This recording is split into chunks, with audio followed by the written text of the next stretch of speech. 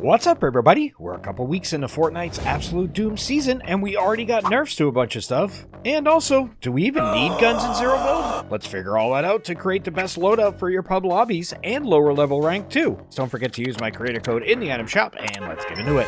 So, do we need weapons this season, or is it like Wrecked where you fisted people and threw rocks at them like kids in the schoolyard?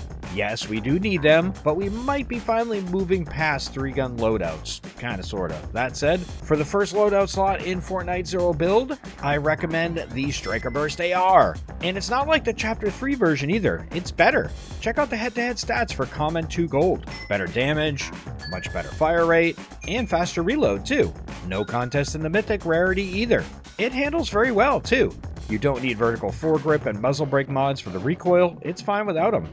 The mod you really want is Thermal Scope, not only for the thermal, but it pairs well with that assault rifle.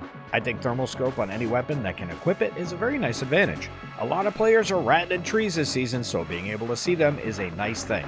Why not Red Eye Scope? You could use it. Hollow works well too, but I think Thermal is the optimal. Yeah, the fire rate isn't as good as the Combat AR and Striker. That is the burst's major downside. And it might not be optimal for console either, but it also doesn't need recoil mod help either in Zero Build. That said, the Striker AR is a nice second choice. What about the new Monarch pistol? Kinda stinks now after the latest changes. For 3 days it hit like a truck. Now it hits like Steve Rogers pre-serum. I could do this all day.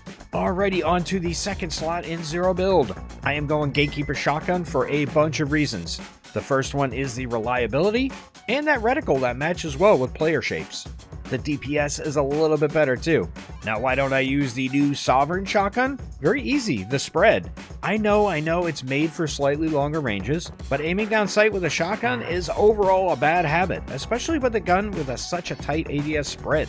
It's all or nothing, so you can't miss. Plus, close-up fights can be more hectic too, so you have a decent chance of missing some pellets. I would rather have the Gatekeeper, it's gonna miss less often. And it is a lever action gun too, and those don't do well in this game for some weird reason. Ironically, the Hammer Pump Shotgun is a bit more reliable than the Sovereign, but we ain't taking that one, am I right? The downside, of course, is the drum size of the Gatekeeper Shotgun, but even if you don't get the mag, there is a workaround in a little bit.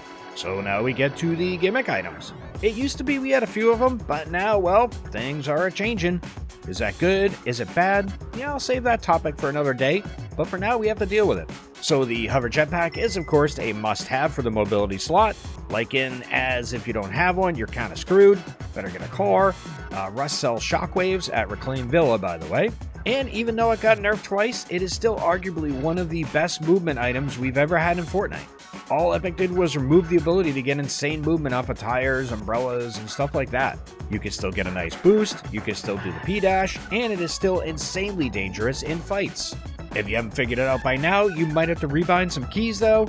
Be sure that your boost bind is the same as your sprint bind. And you can only get the jetpacks from Rare and the new Avengers and Doom chests. Second to last slot left, and I'm firmly in the auto turret camp until it is nerfed. How can you pass something up that auto fires, right? Yeah, the auto targeting can give you away sometimes, but you can disable it. Unfortunately, I don't think it has a bind. Let me know in the comments if you found one. And it also helps give enemies away too, and helps you track them a little bit, so there is that. Best places to grab the turret, by the way, are Avenger Chest and Camping Loot Island. Last slot, I am using War Machine's Arsenal Glove thingies, basically in the SMG spray roll. This item helps counter the Gatekeeper small mag size and the Striker burst fire rate. Now that leaves a lot of stuff out, right? What about Doom's gloves? They're not bad. They are a buffed version of the Mythic from the first Marvel season. Can you believe we're saying first Marvel season now?